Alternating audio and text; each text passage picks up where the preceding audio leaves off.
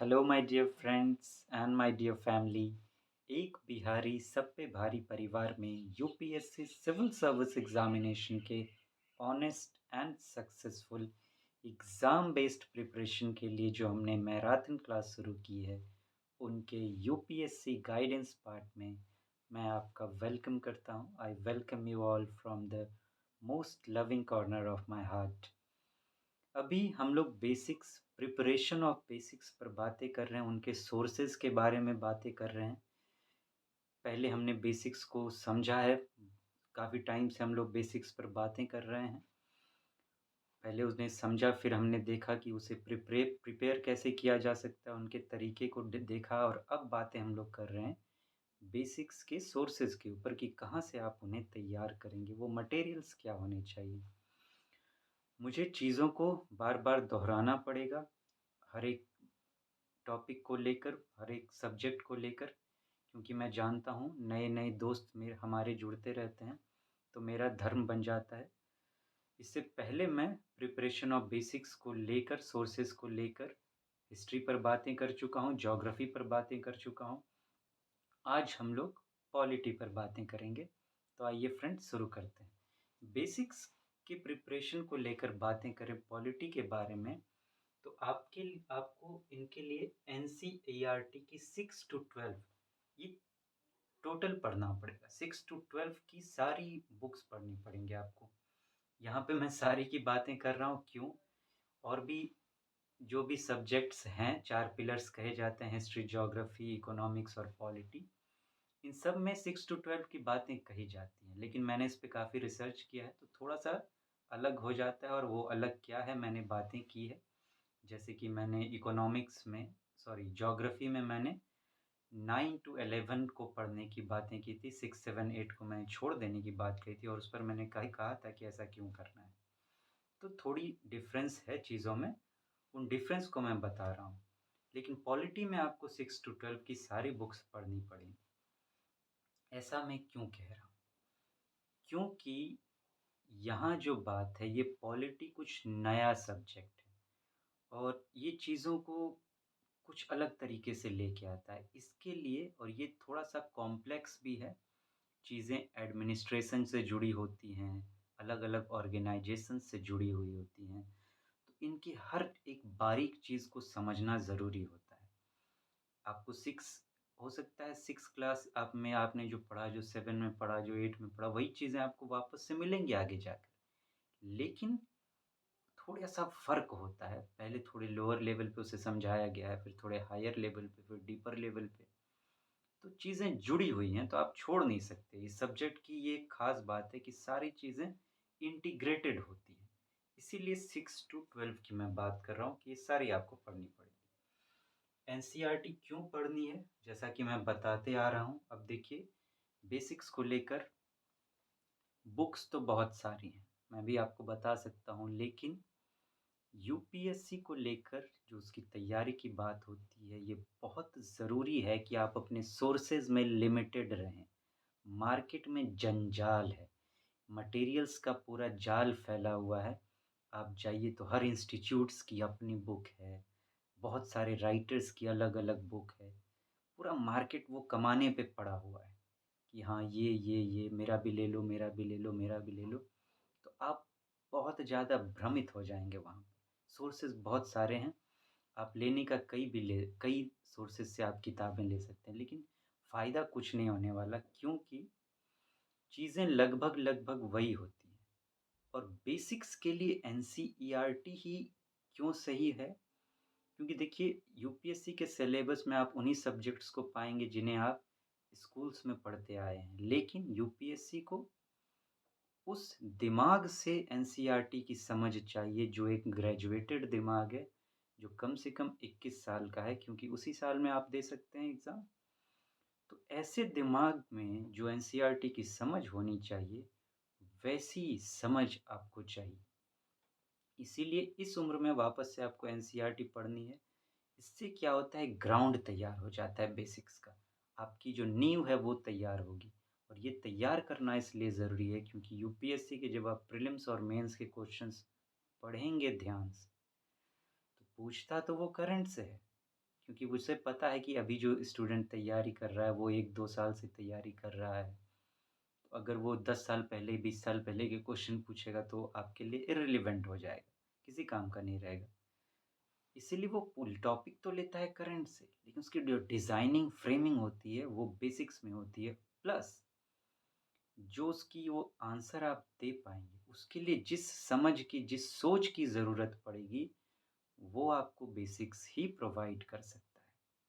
आपको सिर्फ़ current provide नहीं कर सकता वो चीज़, इसीलिए पढ़ना ज़रूरी है। और एनसीईआरटी ही क्यों? फिर से मैं कहूँगा आपको अपने सोर्स में बिल्कुल लिमिटेड रहना है। मार्केट में भटकना नहीं है चीज़ों को लेकर। आप 10 बुक्स, 20 बुक्स या आप 4-5 बुक्स या 2 ही बुक्स मैं कहूँगा आप 2 बुक्स को एक-एक बार पढ़ें, उससे बेटर है कि आज जो समय आप 2 बुक्स में 2 नाव पे सवार होना भी कहते हैं कि बेवकूफ़ी होता है। 2 नाव पे भी सवार नहीं होना चाहिए। एक नाव पर रहें, उसी को आप ज़्यादा बार पढ़ें, तो ज़्यादा गहरे जितना बार पढ़ेंगे उतना गहरे उतर पाएँगे आप। इसीलिए एक ही बुक रिकमेंड की जाती है और चूँकि एनसीईआरटी यूनियन गवर्नमेंट खुद फ्रेम करती है, वो सेंट्रल गवर्नमेंट के द्वारा बनाई गई बुक्स है स्कूल्स में वही उनके स्कूल्स में वही पढ़ाई होती है, तो बेटर होता है उनको लेकर चलना। प्लस उसमें एक्सरसाइज़ेज़ दिए हुए रहते हैं, बीच-बीच में कुछ एक्टिविटीज़ दी हुई रहती हैं। उनको लेकर जब आप प्रैक्टिस करेंगे ना, तो बहुत गहरी समझ आप में चलती चली जाएगी, होती चली जाएगी और जब आगे जाकर आप एडवांस बुक पढ़ोगे ना इनके बाद, तो ये चीज़ कनेक्ट करेगी। आप बहुत अच्छे से एडवांस को समझ पाओगे फिर जाकर। तो इसीलिए ज़रूरी होती है, इसीलिए मैं एनसीईआरटी रिकमेंड करूँगा। अब आप पढ़ेंगे कैसे? मैं पहले भी बातें करता आ रहा हूँ लेकिन मुझे रिपीट करना पड़ेगा क्योंकि मैं जानता हूँ जैसा कि मैंने कहा, नए दोस्त हमारे जुड़ते रहते हैं तो मेरा धर्म बन जाता है और मैं ऐसा नहीं कह सकता कि आप पीछे जाके देख लीजिए, आप चाहें तो देख सकते हैं, वो आपकी मर्ज़ी की बात है। लेकिन हर बात बताना तो मेरा धर्म है, तो मैं बता रहा हूँ। पढ़ना कैसे है? देखिए कम से कम आपको 3 बार पढ़नी चाहिए बुक। स्टूडेंट्स पूछते हैं कि कितनी बार पढ़ें, कैसे पढ़ें? 3 बार कम से कम आपको पढ़ना होगा और उसका वो तीनों बार पढ़ने का अपना तरीका है। उस तरीके से अगर आप गए, तभी आपको 3 बार में हो जाएगा। लेकिन अगर आपने उस तरीके को ब्रेक किया, तो फिर पता नहीं आपको कितना बार पढ़ना पड़ेगा और शायद कितने बार पढ़ के भी ना हो पाए। लेकिन सही तरीके से अगर आप 3 बार चले गए, तो फिर आपको उसे छूने की भी ज़रूरत नहीं पड़ेगी। वो 3 बार कैसा होगा? पहले बार में आपको बुक्स को लगातार पढ़ते चले जाना चाहिए। अब ये लगातार पढ़ने का मतलब कि अब आप पढ़ रहे हैं मान लीजिए एक लाइन से आपने 10 लाइन तक पढ़ा, आपको लग रहा है कि फिर 8वें 9वें लाइन में या चौथे 5वें लाइन में कुछ मिस हो गया, तो आप 10वीं लाइन से वापस से चौथे 5वें पे जा रहे हैं, फिर आगे बढ़ रहे हैं, फिर पीछे, फिर आगे, फिर पीछे। ये चीज़ें नहीं करनी है। ऐसे में वो फ्लो ब्रेक हो जाता है, चीज़ें आपकी समझ में नहीं आएँगी। पहली बार है ना, तो पहली बार में उतना वैसे भी समझ में आना मुश्किल है, तो आप उसको उतना इश्यू लेके मत चलिए कि कुछ दिक्कत हो रहा है। बहुत स्लो पढ़ना है, सबसे पहले तो ये ध्यान रखें कि बिल्कुल स्लो पढ़ना है, लेकिन फ्लो में, चलते चले जाएँ, पहली बार में आप खत्म करें, ठीक? एक बार में कम से कम 1 चैप्टर पढ़ने की कोशिश कीजिए और इस तरीके से आगे बढ़िए। दूसरी बार जब आप किताब को पढ़ रहे हैं, तब अब आपको हाथ में पेंसिल रखनी चाहिए और बीच में आप यूपीएससी के जो प्रीवियस ईयर्स के क्वेश्चंस रहे हैं प्रीलिम्स के और मेंस के, उस सब्जेक्ट को लेकर उनसे जुड़े हुए रहिए, देखिए कि कैसे क्वेश्चंस यूपीएससी पूछता है और सिलेबस भी ध्यान में रखिए। अब जब दूसरी बार आप हाथ में पेंसिल लेके पढ़ेंगे, तो जो आप देख रहे हैं कि यूपीएससी ऐसे-ऐसे क्वेश्चन पूछ रहा है या ऐसा उसका सिलेबस है, तो उन इम्पोर्टेंट पार्ट्स को अंडरलाइन कीजिए जो आपकी मदद कर सकते हैं यूपीएससी के क्वेश्चंस को सॉल्व करने में और उसके सिलेबस से रिलेटेड जो भी इम्पोर्टेंट पार्ट है, आप उसे अंडरलाइन कीजिए। ये दूसरी बार में आपको करना है।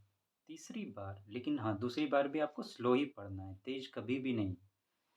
तीसरी बार इस बार भी बहुत कोई रिकमेंड करते हैं कि तेज़ जा सकते हैं, लेकिन मैं नहीं कहूँगा ऐसा, मैंने इस पर रिसर्च किया है। बिल्कुल स्लो जाइए आप तीसरी बार भी और इस बार भी फ्लो में पढ़िए आप। ये जो तीसरा बार आपका होगा, इस बार की समझ आपकी ऐसी होगी जिस बेस पर आप यूपीएससी का आंसर दे पाएँगे। ये तीसरी बार का स की समझ ही आपको वो समझ प्रोवाइड कर पाएगी।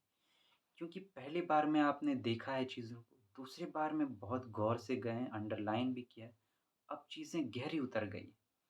तीसरे बार में आप बिल्कुल समंदर के धरातल पर होंगे, तो चीज़ें बिल्कुल आपकी चीज़ें दिमाग में क्लियर हो जाएँगी। जब अब आपकी तीनों बार की पढ़ाई पूरी हो जाए, अब आपको नोट मेकिंग करनी है। जो चीज़ें आपने अंडरलाइन कर रखी थी, उन्हें सब्जेक्ट स्पेसिफिक करके एक नोटबुक में टॉपिक बाय टॉपिक जैसे यूपीएससी का आपका सिलेबस है, आप उन फैक्ट्स को लिख लीजिए जो आपने नोट तैयार अंडरलाइन किए उन्हें उनकी नोट तैयार कर लीजिए। आगे जाकर जब आप एडवांस बुक पढ़ेंगे इस सब्जेक्ट को लेकर, तो इन बेसिक्स नोट्स को उन्हें कनेक्ट कर दीजिएगा एडवांस से और फिर कनेक्ट करके आप पढ़िएगा। आगे जाके एक लेवल और आएगा, जहाँ पे अब चीज़ों को आपको इस तरीके से तैयार करना है कि आप एग्ज़ाम में खटाखट ये चीज़ें आपके दिमाग में आएँ। चाहे आप प्रीलिम्स एग्ज़ाम दे रहे हो या मेंस, तुरंत ये सारे पॉइंट्स आपके दिमाग में कौंध जाएँ। तो इन चीज़ों के अब जो आपने नोट भी तैयार किए हैं, उसमें भी अब आपके लिए कुछ ही चीज़ ज़रूरी रह जाएगा क्योंकि आप जैसे-जैसे गहरे उतरते चले जाएँगे, मटेरियल्स कम होते जाएँगी क्योंकि आपकी समझ गहरी होगी कि अब मेरे लिए एग्ज़ैक्टली क्या ज़रूरत है। बस आप उन्हीं चीज़ों को लेकर सिंगल लाइनर्स तैयार कीजिए। इस टॉपिक से रिलेटेड ये 5 पॉइंट, इससे रिलेटेड ये 5 पॉइंट, जितने भी ब सिर्फ़ इम्पोर्टेंट पॉइंट्स जो हैं आप उन्हें रखिए और इन चीज़ों को इस तरह से दिमाग में फिट कीजिए, खाना बना-बना कर कि ज़रूरत पड़ने पर ये चीज़ें आपके दिमाग में रहें और बिल्कुल आप इसका इस्तेमाल कर सकें। चीज़ें इस तरह से रहनी चाहिए कि आपको बिल्कुल दिखाई दें। ऐसी नहीं कि एक अलमीरा है, उसमें आपने चीज़ों को कोच दिया है, कपड़ों को जैसे-तैसे फेंक कर कि ढूँढने पर मिलने से भी नहीं मिल रहा है, ऐसी नहीं। बिल्कुल दराज़ बाई दराज़ रखा हुआ रहना चाहिए कि हाँ, ये जो पॉइंट है, ये इस टॉपिक से रिलेटेड है, ये इससे रिलेटेड है। तो अगर आप सही से नोट मेकिंग करेंगे, तो ये आपके लिए रहेगा। इसीलिए आप point by point, topic by topic, syllabus wise note making अपना तैयार कर लें, सिंगल लाइनर लास्ट में। ये आपका फाइनल पार्ट होगा, जिसकी मदद से आप चीज़ों को का इस्तेमाल कर पाएँगे, यूटिलाइज़ कर पाएँगे। तो फ्रेंड्स, ये मुझे पॉलिटी के बारे में बातें करनी थी, फिर हम लोग आगे बातें करेंगे। तब तक आप अपना ध्यान रखें। Take very good care of yourself. Thank you so much. Have a nice day. Thank you.